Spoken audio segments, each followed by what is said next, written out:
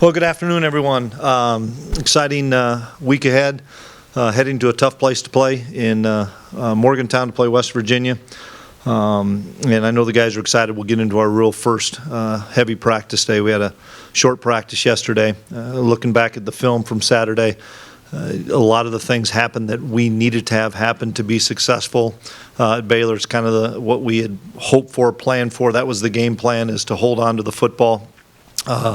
And we had it for 37-plus minutes, be productive in the red zone. I think we had 4 or 5 touchdowns in the red zone, and then find ways to get off the field on defense. There's going to be some third down stops. There's going to be some fourth down stops. And if we could do those things, we could keep that offense, which I think is a terrific offense, on the sideline. And we were able to do that. And just proud of the guys' resolve, effort, great focus throughout the week, and that was a big win on the road against a really talented team in Baylor, and we've got to move forward this week. Many of you guys know that we lost Kobe Savage for the year. He'll be out for the year. It's really tough because Kobe was playing such great football for us, and he was devastated, but we'll lose him for the year. And that's disappointing. With regards to Adrian, he is not out for the season. I had heard that was out there, but that's not the case. He is not available this week. He will not be playing this week, but he's not out for the season. So Will's going to be the guy. It's his football team, and excited for Will. Everybody knows Will's playing at a really high level. He gets to play back closer to home, and Jaron and Jake Rubley will be the backup to Will this week, but excited about the challenge we have. Did West Virginia add a new layer of preparation with the quarterback switch? Yeah, it definitely does. I think some of the plays may be the same, but there's a lot more quarterback run, read, or element to it. It didn't look like it was the greatest of conditions down there with the rain, so it was hard to tell. Did both teams try to run the ball a lot more because it was more difficult to throw? I watched a little bit of it in the hotel room, but it looked bad. But absolutely, we envision both kids probably playing. Is this kind of a cliche case of a wounded animal? They're at home, they're defending their place, and they've done it pretty well? Well, boy, they've played really well at home. They've beaten Oklahoma. They've beaten Baylor. I thought they gave TCU a great run. I'm happy for Neil. That was a big win last week for him and the program. They're still chasing bowl eligibility, and they'll be ready to play. It's senior day. They've got a lot of great seniors.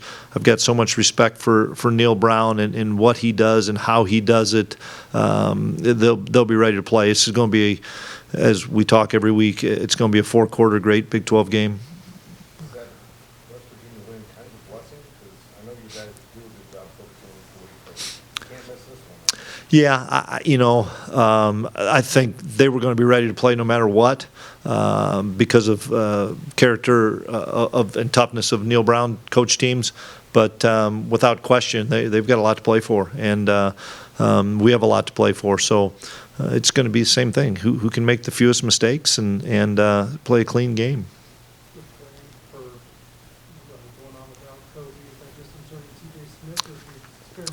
Yeah, we'll move some guys around. You saw us do that a little bit on Saturday as well.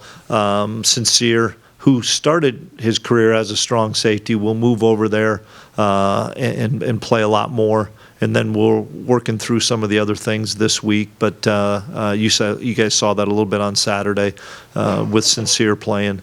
We're still going to need multiple guys to play. TJ's going to need to play. VJ Payne's going to need to play. We've got another spot now that we don't have an experienced guy. So that's something that we're going to work through this week.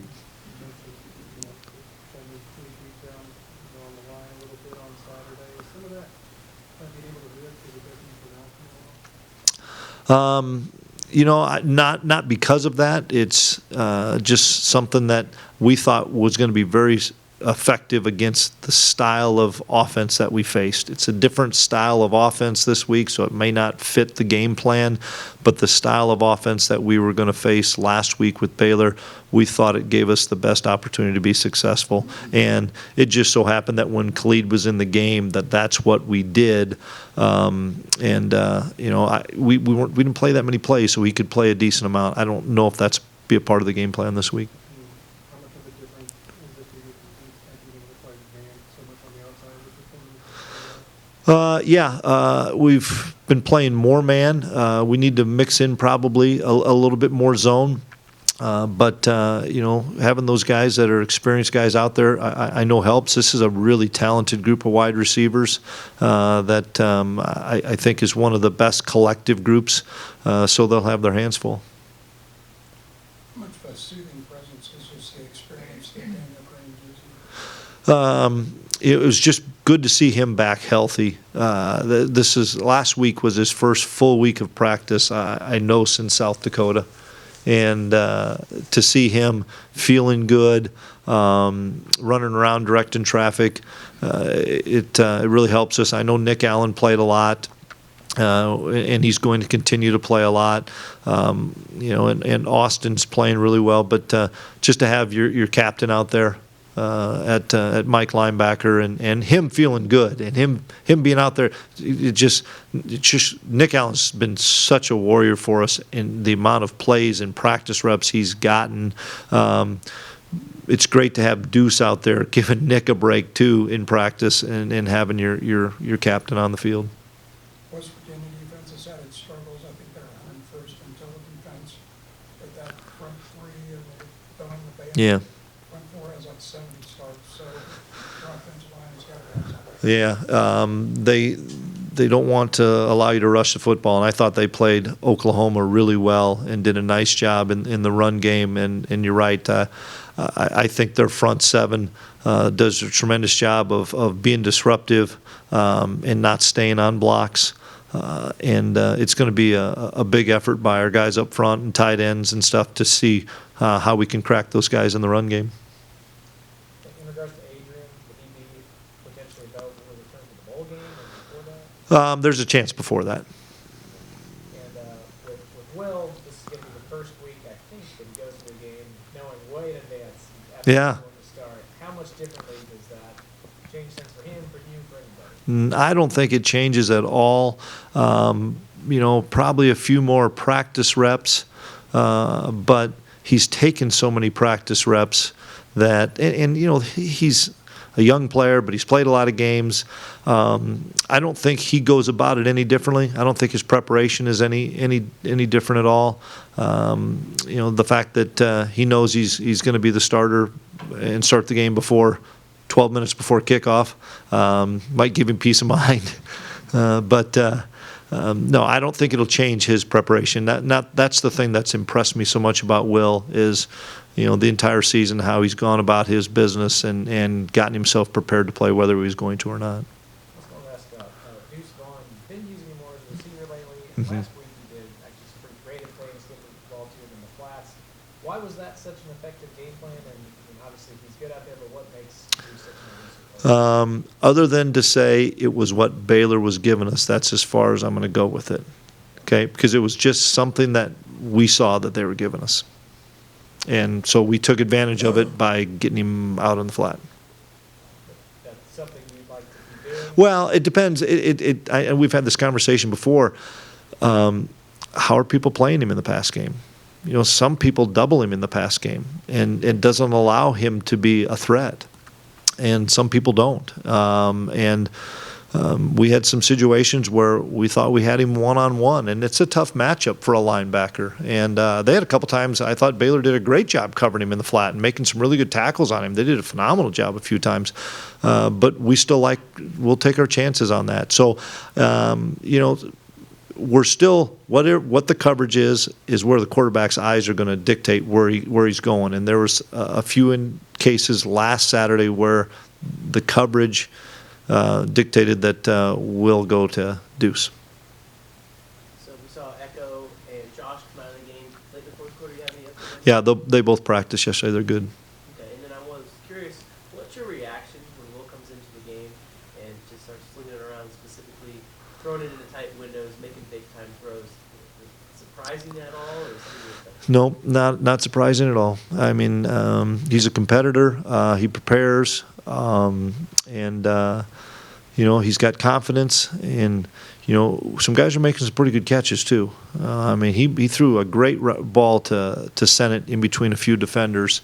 But then Ben went up and grabbed one over the top. Cade did it a few weeks ago at TCU, and it's just probably an awful lot of snaps with those guys in the summer and fall camp of building timing. But it's fun to watch him play at that high level. Now with Kobe out, I know you talked about having to have some other guys Yep. step up, but you guys have rotated a lot of Yeah. people in the secondary. I mean, is that part of the plan? Yeah, it's still going to be part of the plan. It's just that Kobe's not in it, so now we have to decide. Sincere will probably play a little bit where Drake was. He'll probably play a little bit where Kobe did. We'll have to move VJ, get him some more snaps. I mean, it's going to, with what we do, there's so many mirrored jobs in the secondary, and so guys can take on a dual task and a dual role, and that's what's going to have to happen. We haven't finalized how we're going to do that. We've only had 1 hour-long practice. I know that the coaches are going through that as far as, is there a package for somebody that he's better than another player in that spot? We're going to continue to do what we've done, and that's play a lot of guys back there. Coach, after the game on Saturday, you did different things defensively. I'm curious if one of those things you did was maybe not trying to put as much pressure in the passing game. A few times you guys only had 1 tackle for loss or sacks or hurries. I don't quite know that I mean, it might be accurate, but we had 21 plays. Our guys calculated there's 21 plays where there was a gain of 0 or less. That's pretty good defense. And so it wasn't anything specific. And it's not like we weren't blitzing. I thought we blitzed actually a fair amount. It's just based on different offenses, it's just hard to get penetration. And that's one of those offenses. Their linemen can climb to the next level as well as any lineman in college football. That is a great group up front that Baylor had, and sometimes it was a great play for us to get to a 2nd and 8 and 2nd and 9, but that's what we were trying to do and not be in those 2nd and 2s that we had so much against Texas. And so just because there's not a tackle for loss doesn't mean it's not base defense. It's not a blitz. Sometimes it's just how the offense plays, and probably more so what we're asking our defensive kids to do. And obviously, from a personal standpoint, if you're coming here, this year hasn't gone as well as you wanted it to, with the injuries and having to sit out. Can you explain how tough it is for you to even not play every week? Well, I feel bad for him because he was banged up. I know last year came in here and was healthy, finally in fall camp. Played really well. Let's not forget he probably had one of the top 5 performances in all of college football at OU. I think sometimes people forget that, but the kid probably had one of the best performances of any player in college football in that win. But I am frustrated for him that when he got dinged up against Iowa State, he just couldn't get it back. And then when he finally got it back, something else comes up. It's kind of like there's, just bad luck a little bit. And credit to him, he's still been a great leader, still been a great teammate, helped Will a bunch on the sideline. I'll meet with those quarterbacks here at after the press conference, and he's the one sending me a text. We good to go at 1:15, Coach? You bet. And that's a sign of a great teammate and a great leader. How important is that leadership and that kind of character in this time where you might not be able to start? Yeah. It's the leadership has been phenomenal by our team for everybody. We have a great locker room. We've got a bunch of seniors that have taken ownership in the team. Alec, actually, you already answered my question about the tackles for loss, but you mentioned you changed some things up Yep. defensively, and I think Eli said that maybe simplify things a little bit. What exactly, or specifically, as you can? I'm not going to go there, Arnie. I'm not going to go with what we did, other than our kids got off blocks, I thought, and tackled much better than we had the week before. Coach, you guys have found success from the transfer portal or defensive back position, or they were guys like Yep. More guys this year. Is that strategic? Is that kind of coincidence that you had the third trip for that? You know, it's probably a little bit of both. You got to catch a break. You got to make sure it's the right fit. A guy helped me on Julius and Rush East, a guy that coached those kids when they were young, really helped me on those guys. We got fortunate with Reggie, and then Reggie knew Drake, so that helped us there. I mean, it's tough. I mean, there's some, we've, just like other programs, we've missed on kids in the transfer portal too, and the window is so small that you recruit these guys because in this year is no different. By the time they enter, they've got about a week to decide or 2 weeks to decide, and then the window's closed for kids visiting campus, and then school starts, and we've been fortunate though. You're right. It's been especially in that back end. I want to ask about DJ Giddens. You talked about him a little bit on Saturday. Yeah. He doesn't get a ton of opportunity, but whenever he does, he seems to take advantage of it. And talk about just the mindset he has to have. He's ready to go whenever he It's fun to watch him get better as the season's gone along. As far as just understanding what we're doing in the passing game, protection-wise, he's always been a really good runner. You guys can see that. Boy, he hits it downhill, and the pile goes the other way when he makes contact, and he's learning a lot from Deuce. He's a very unselfish player. He wants to play, but he wants to win. Glad to see him get in the end zone. But just watching him as the season has gone on, gain confidence with the ball in his hand, as well as in protection, as well as throwing him the football. He's a really talented guy that we're fortunate is still a young player. With Will moving up to one for this week, it moves up to two. How have you seen him respond since being thrown in kind of tough? Well, he hasn't gotten as many practice reps over the last month, and we'll get more. Jaron also comes into that boat. We always give 3 guys reps. We always have given 3 guys reps, dating back to when everybody was healthy. But so now Jake and Jaron will split more of those 2 reps. And Jaron's kind of the forgotten guy that is a really seasoned guy. That's an older guy that knows our offense really well. And so I'm excited that he's on the trip because there's a security blanket there because he's played in environments like Oklahoma State. And then Jake continues to grow and get better. And so I'll let Coach Klein kind of handle that as he sees it. But we're going to make sure that we have all 3 of those guys ready. And then in hindsight, with how well he played when he got to play, how big was Will getting you the ball during all of spring ball to his success? Yeah, I think that was important. I think the most important thing for Will is the game reps in 2020 and 2021. You cannot, overstate that experience level of playing in practice is great. Okay, now the lights are on, and it's the pandemic year, and there's nobody there, but it's a strange environment, and he got a bunch of game reps there. Had a bunch of game reps last year. That's what's helped him, I think, as much as anything, is going back on his preparation when he knew he was going to play in 20 and 2021, and now how he sees defenses, how he sees coverages and pressures. You guys can see it as well as I do. It's just his mind is slowing down for him so that he can make a lot of the right calls and a lot of the right reads. He missed a couple on Saturday that I think he probably would have wanted back to say, man, we had that kid wide open, and I just missed the look on it. But he's putting us into some really good calls, and I credit, once again, Coach Klein. Us coming up to the line of scrimmage pretty quickly and not being in a huddle has really been a huge factor for us this year. Will ends up going over the 4 games in the season because both parties come home. Yep. Yeah, we've had that discussion and dialogue over the last month since Adrian's been hurt, between he and I, and then he and Coach Klein had another conversation with him today, and with where we're at and with how he's playing, I know he's comfortable. I know we're comfortable in the fact of it's a pretty special time for K-State football, and he's playing at a really high level that he's excited about his opportunity.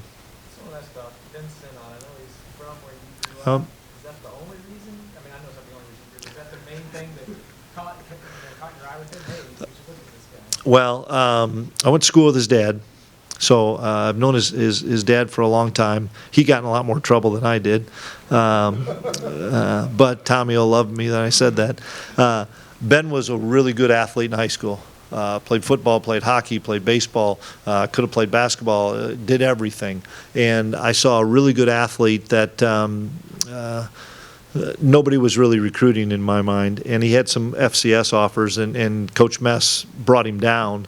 And we talked to him and said, hey, we've got an opportunity for you to walk on. And I think Ben was 205, 207 pounds when he got here. Really good athlete, but we didn't know what he was going to be.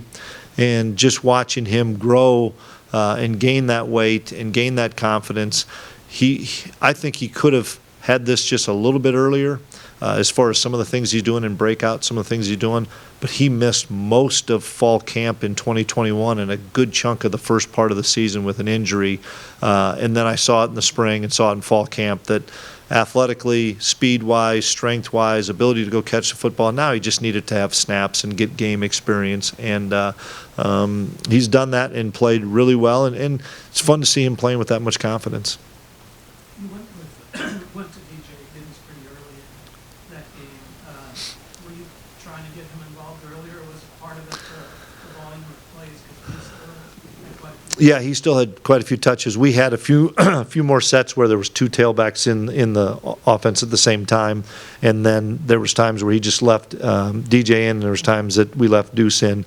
So there wasn't anything in particular to say this play is for one or the other, and that's the fun thing is we don't have that right now. Early in the season, hey, this play is more of a Deuce play, but now we feel really comfortable about DJ running our entire offense, and we know that the more that Deuce is involved in the run and throw game, we've got to get him out, and DJ's ready to take on more of a role.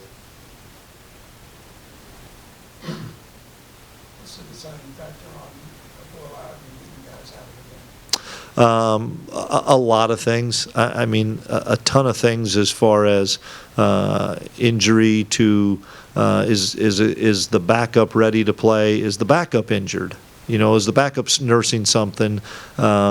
Is it something where we're still wanting to show something offensively or defensively? The only thing that we wish we would have done is probably taken Deuce out a series earlier. That's the only thing that we talked about on Sunday as a staff. But other than that, when you take guys on the road, there's only a limited amount you can take, and it's interesting. You don't get very many of those opportunities like we had on the road, and it's fun for a kid like Cooper Beebe to be on that field when it's over with for the end. And those kids deserve that. There's plenty to discuss about he's from right in the middle of Texas, a lot of schools passed on. Was there pressure on taking that guy that was outside of the scope of the ideal size for that position? Not when you saw his high school highlight.